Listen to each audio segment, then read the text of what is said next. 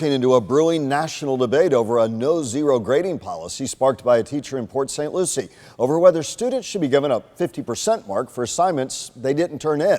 News Channel 5's Amy Lippman has been following this, and she tracked down a man who's researched the reasoning behind this grading policy at Westgate K through 8. A consistent message continues on social media about no-zero grading policies. But a longtime educator from Boston has his own lesson to teach about zeros. The real consequence for not turning work in shouldn't be a zero. It ought to be doing the darn work. That's what students need, and that's the most effective consequence that teachers can administer.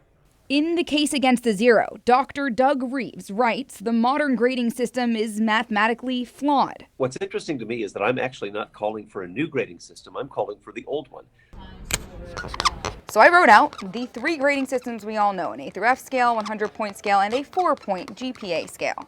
When you look at this, there's a 10-point difference between an A and a B and a C, and so on, until you get to F. And the issue comes in with the difference between what a D is and what an F can be. So you compare that to the 4-point scale that's used for grade point averages, and a 50 is a zero. Dr. Reeves thinks a 4-point A through F system ensures students aren't as likely to fail in the end for their mistakes in the beginning, motivating them to keep trying. All these controversies would be resolved because you could still give a zero, but it would be a mathematically accurate zero. A zero on a 4-point scale allows them to recover.